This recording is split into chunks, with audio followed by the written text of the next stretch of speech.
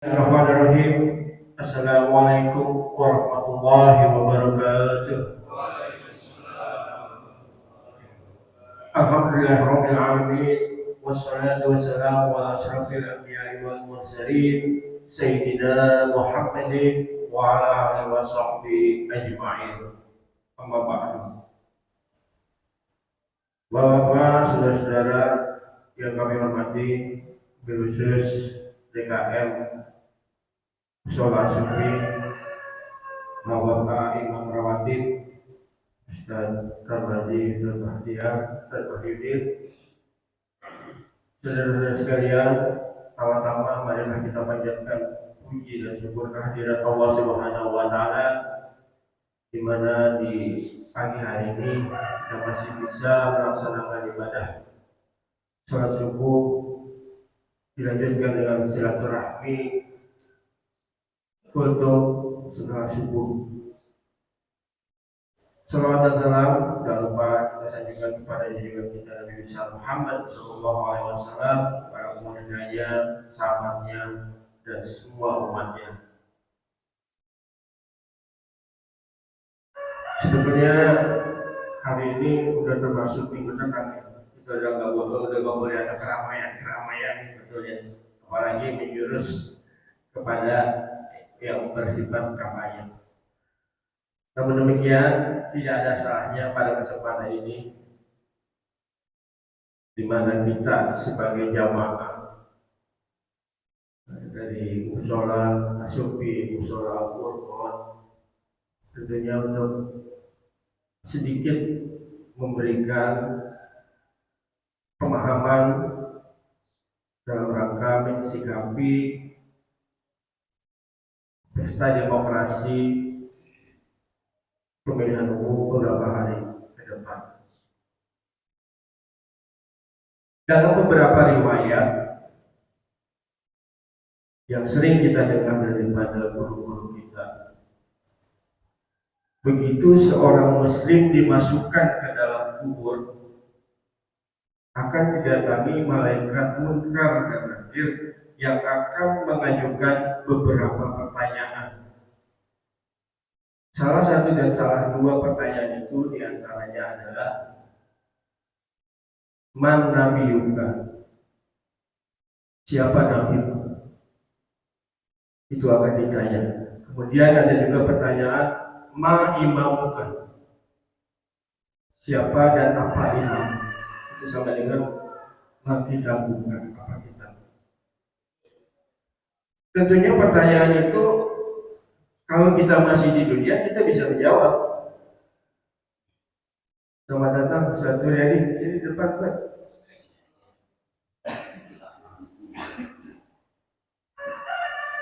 Kalau ditanya siapa nabimu, itu kita bisa jawab. Coba engkongnya kita tanya, kok nabinya siapa kok? Kok nabinya siapa? Bisa jawab kita. Islam, Nabi Muhammad, mungkin umat-umat lain juga ditanya siapa nabinya. Dia akan jawab sesuai nabi, ada Nabi Isa, ada Nabi Musa, gitu kan. Itu kalau di dunia. Yang kedua ditanya ma'imamuka, apa imam kitabmu, apa imammu. Mungkin kita sebagai Islam kalau di dunia kita bisa jawab Al-Quran, mungkin umat lain ada Taurat, ada Injil, ada Zabur, masing-masing. Tapi jawaban itu tidak serta-merta bisa kita jawab kalau kata-kata guru kita, karena tergantung amal perbuatan di dunia. Jadi kalau kita ditanya siapa nabimu, adalah pencerminannya apa yang telah diajarkan, apa yang telah diturunkan oleh nabi kita, ya kita laksanakan semua secara otomatis, karena katanya mulut kita dikunci gitu kan, tapi kita harus otomatis akan bisa menjawab. Demikian juga kalau ditanya apa imam kitab, tidak serta-merta kita jawab gampang Al-Quran tanpa kita melaksanakan apa yang ada di dalam Al-Quran. Profesor Ahmad Tasbih yang saya ingat pernah mengatakan termasuk 4 golongan orang yang menzalimi Al-Quran. Masih ingat kita ya. Satu, nggak bisa baca, nggak mau belajar. Kedua, udah bisa baca, nggak mau diulang-ulang.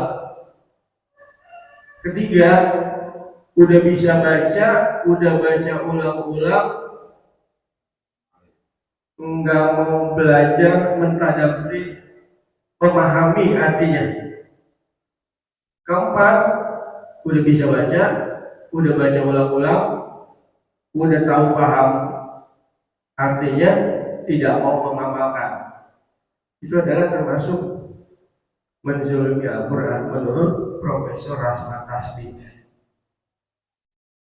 Jadi pertanyaan-pertanyaan tadi yang ditanyakan malaikat munkar nakir akan sangat terpengaruh dengan apa yang kita lakukan, apa yang kita amalkan di dunia, sehingga kita mampu menjawab. Itu ya. Koreksi Ustaz Suryadi kalau salah. Itu yang kita sering dengar. Makanya kalau ada orang meninggal, ada istilahnya bacain target. Kalau kata orang pertama itu diajarin jawabnya gitu, boleh tanya ini jawabnya ini, boleh tanya ini jawabnya ini gitu. Padahal juga nggak selalu nyambung, karena itu akan tergantung dari amal perbuatan kita. Begitu, setuju ya? Nah, kita ini udah sama-sama mengikuti, udah ada pelajaran baca Quran, udah ada tadarus khatam Quran, udah ada belajar mungkin tafsir udah ada. Tinggal pengamalannya di tingkat kita. Karena biarpun sama-sama belajar, sama-sama kumpul di musola As-Sufi dan di musola Al-Furqan, karena kita sama-sama, katanya kita akan dikumpulin sama-sama gitu nanti di sana. Kalau di dunia sama-sama, senangnya sama-sama, kegiatan kita akan dikumpulin. Bahkan kalau menurut Ustadz tadi Hidayat, kalau kita udah ada di surga, teman kita nggak ada, kita cari gitu ya.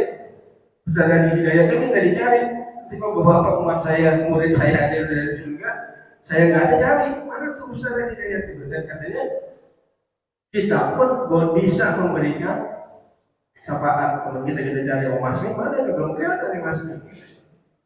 Cari dong, kayaknya lagi mampir dulu, kita ajak sini gitu. Boleh katanya. Nah itu beberapa hal yang saya sampaikan terkait dengan pertanyaan malaikat munkar nakir.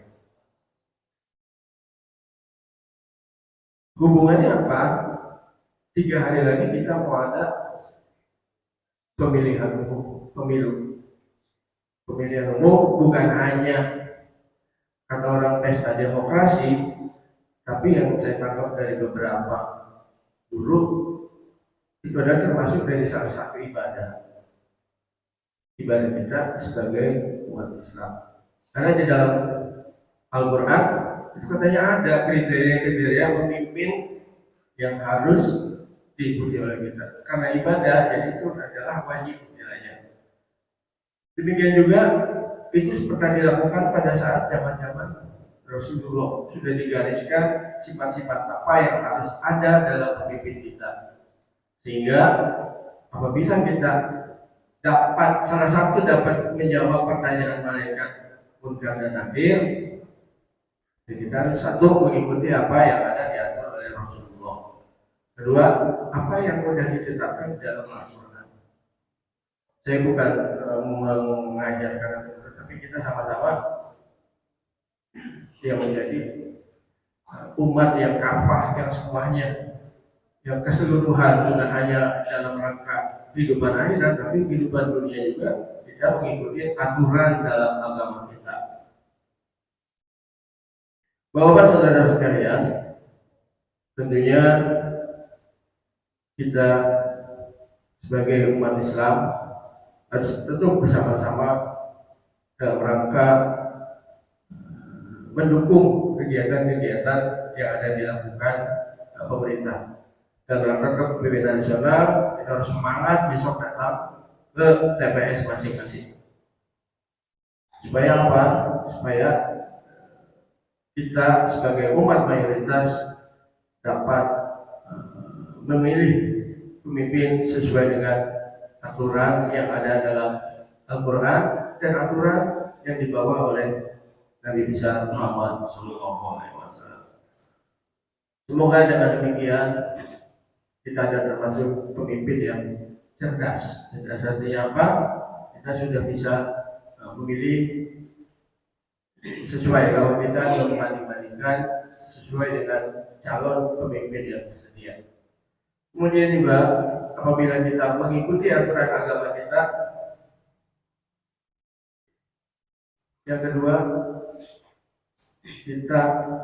saya takutnya kalau kita tidak mengikuti aturan-aturan yang ada dalam Islam, saya takutnya kita termasuk yang keras hati. Apa artinya keras hati? Kita tidak bisa menerima kebenaran yang ada di dalam Al-Quran.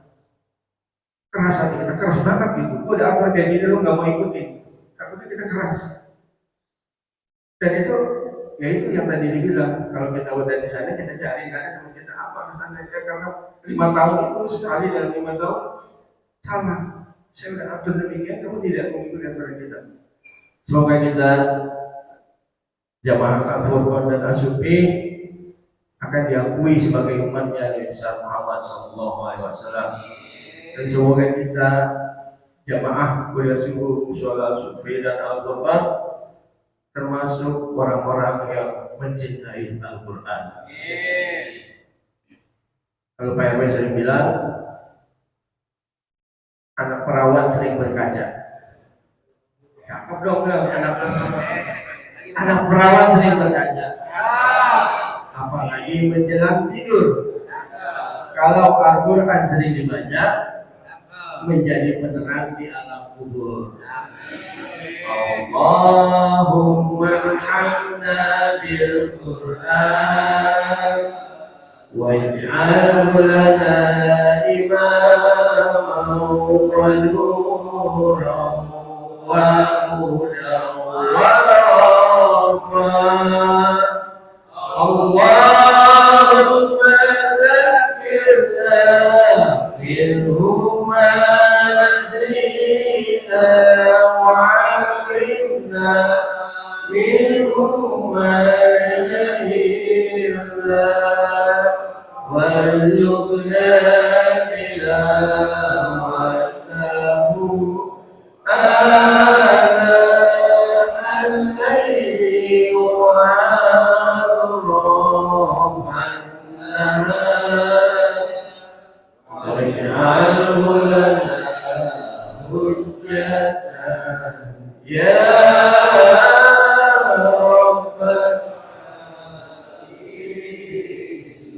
Allahumma salli ala sayyidina Muhammad wa asril zalimin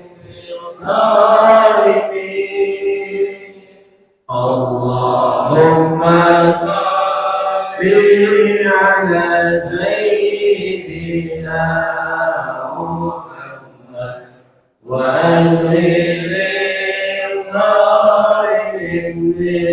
zalimin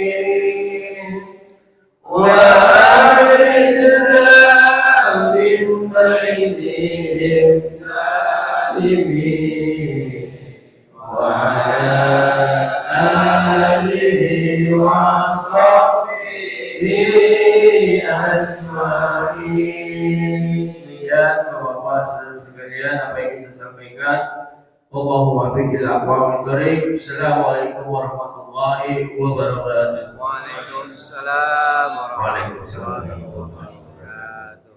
Alhamdulillah, dan terima kasih kami ucapkan kepada Abah kita serta Pak Haji Ahmad Yari yang telah menyampaikan pencerahan-pencerahan agama yang berkaitan dengan apa persiapan kita nanti di alam kubur dalam rangka menjelang atau menyambut kedatangan Munkar dan Nakir. Saya ingat satu kisah di mana pada saat Khalifah Umar Ibnu Khattab wafat, pada saat itu ada salah satu khalifah juga yang mengantar beliau pada saat pemakaman, yaitu Ali bin Abi Thalib. Begitu Khalifah Umar dimakamkan, Ali bin Abi Thalib penasaran. Berdasarkan kisah ini, karena Ali mendapatkan satu hikmah dari Allah atau satu kemuliaan, beliau bisa melihat apa yang terjadi di dalam kubur. Nah, begitu yang mengantarkan jenazah itu, begitu selesai pemakaman pada bulan, Khalifah Ali bin Abi Thalib nunggu sebentar. Beliau ingin melihat apa kejadian, apa yang akan terjadi dengan Khalifah Umar, karena beliau tahu bahwa Khalifah Umar itu orangnya garang, orangnya samar gitu. Sedangkan Munkar Nakir itu lebih samar. Konon dalam satu kitab, Munkar Nakir itu rupa dan wajahnya jauh lebih samar, lebih serem.